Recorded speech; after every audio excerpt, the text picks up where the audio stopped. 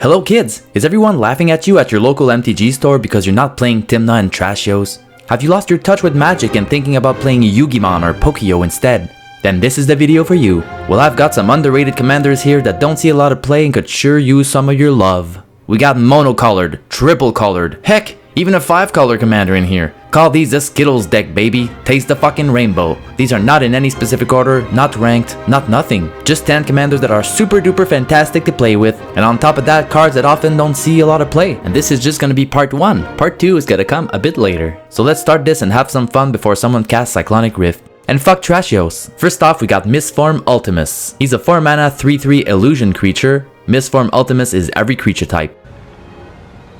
A lot of cool things to do with this commander using tribal based cards to act as a Voltron general. You wanna play merfolks? They got sweet abilities and a lot of lords, pumping your Ultimus and giving it either unblockable or island walk. There's a shitload of fairies that are amazing as well. This little dude here has flash and gives shroud to your fairies. So, your commander, or Lord of the Unreal giving hexproof to your illusions, all while giving +1/+1 to your commander. Now that's the kind of thing that butters my egg roll. And Slivers, hello! All Slivers have Shadow, or whenever a Sliver deals combat damage to a player, draw a card. This equipment gives +1/+1 for each other creature you control that shares a creature type with it. And Coat of Arms, duh, technically +1/+1 for each other creature on the battlefield. Now that's what I'm talking about. Seriously, this dude looks fun and pretty powerful as well. I'd say he's just a black mana symbol short of being played. Imagine playing the zombie lords and zombie shenanigans in this deck. That would be sweet as fuck. But for now, we'll stick with merfolks and fairies. Next up is the deck you're gonna love and everybody else is gonna hate. Wrath Kardashian, Ship's Mage. Wrath is a 4-mana white and blue 3/3 creature that has flash and flying. You may cast historic spells as though they had flash. So the goal?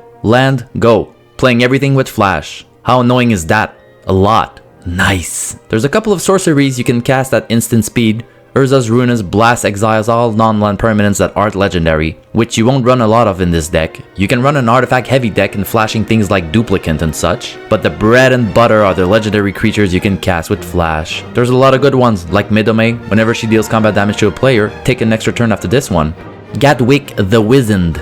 Wizen, what the hell does that mean? Shriveled or wrinkled with age. Okay. So Gatwick the Wrinkled with Age. When Gatwick enters the battlefield, draw X cards. And whenever you cast a blue spell, tap target non-land permanent and opponent controls. And don't forget you can cast sagas with flash now. Oh boy. Kiora Best the Sea Gods. At 1 counter, create a 8/8 Kraken with hexproof with flash. Then at your upkeep, tap all non-land permanents target opponent controls. They don't untap during that player's next untap step. Then what? You swing with your Kraken, baby. Then at 3 counters, gain control of target permanent and opponent controls. Untap it. And Elspeth Conquers Death. Exile target permanent and opponent controls with mana cost 3 or greater. Then non-creature spells your opponent casts cost 2 more to cast until your next turn. And then reanimate a creature or planeswalker from your graveyard and put a +1/+1 counter on it or a loyalty counter on it. Good cards, but awesome cards with flash. And to win, well, you could always flash an Avacyn before your next turn, then use Fall of the Thran on your turn to destroy all lands. Or you can just flash it whenever you like, you know, no restrictions. Mass land destruction at instant speed. HowNotToMakeFriends.com. So that's all for Kardashian. Simple yet effective commander at what he does. Next up, yes, Skullbriar the Walking Grave. Yes, I know this dude has been around for some time now, but now is his time to shine. Because of a lot of new cards printed recently in Ikoria. I'm talking about ability counters. Skullbriar is powerful but always lacked protection. Before this, Slippery Bogbonder. 4-mana 3/3 human druid, flash, hexproof.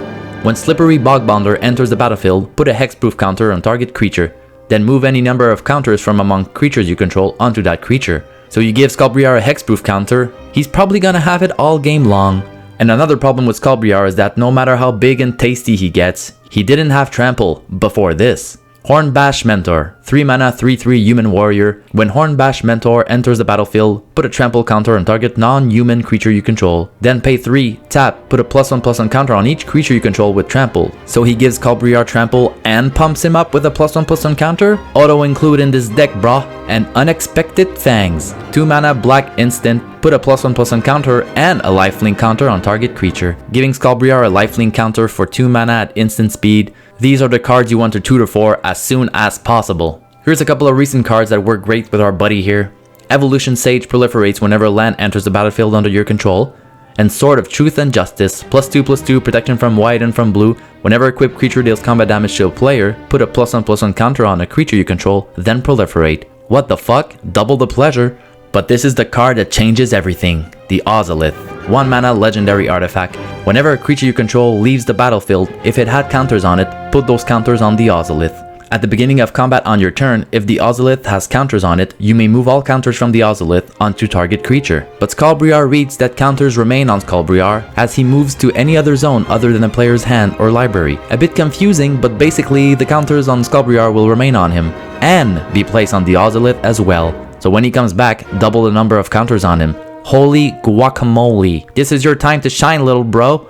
Next up, Marike Riberit. She's an Esper color 1/1 human. Marike Riberit doesn't untap during your untap step. Tap, gain control of target creature as long as you control Marike. When Marike leaves player becomes untapped, destroy that creature, it cannot be regenerated. I think we've seen our fair share of Esper commanders throughout the years, but here's something a bit different using a tap and untap strategy to control the game. Great if you like playing with your opponent's creatures, or if you like purple dresses. First you're gonna need cards that help her untap. Cards like 1000-Year Elixir is amazing in this deck. 3 mana artifact, you may activate abilities of creatures you control as though those creatures had ace. Pay 1, tap, untap target creature. So activating Marike the second she comes into play and helping her untap, that's the only elixir she needs. Here's a couple of sweet creatures with tap abilities. Avatar of Woe, Royal Assassin, and Adakar Valkyrie. Tap, when target creature other than Adakar Valkyrie dies this turn, return that card to the battlefield under your control.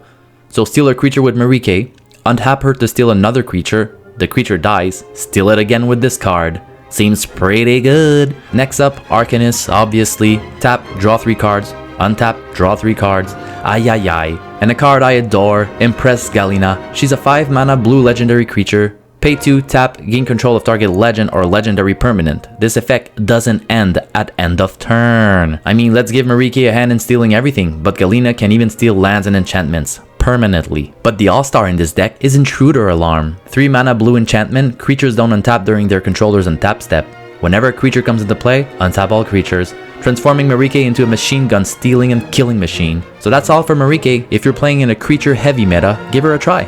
Next up, a Broody-clad Telcore Engineer. He's a 6 mana Izzet 4/4 legendary artifact creature. Creature tokens you control have haste. At the beginning of combat on your turn, create a 2/1 blue mirror artifact creature token. Then you may choose a token you control. If you do, each other token you control becomes a copy of that token. Not your average artifact commander, but that's the goal. He's a lot more aggressive than most artifact decks, leaning towards a token-based strategy. First, you're gonna want to make tokens of your good creatures, so all the other tokens can become copies of it. Cackling Counterpart creates a token of a creature you control. And there's a lot of good cards like this one, a lot of juice for this deck. Now what kind of creature token would you want? Well, that's up to you. Any big ass creature can do the job. Like Wormcoil Engine or Bane of Balaged. Whenever Bane of Balaged attacks, defending player exiles 2 permanents he or she controls. Any non-legendary Eldrazi can do the job really. Now that you have your big creatures as tokens, you want to have as many tokens so they can all become copies of that before combat.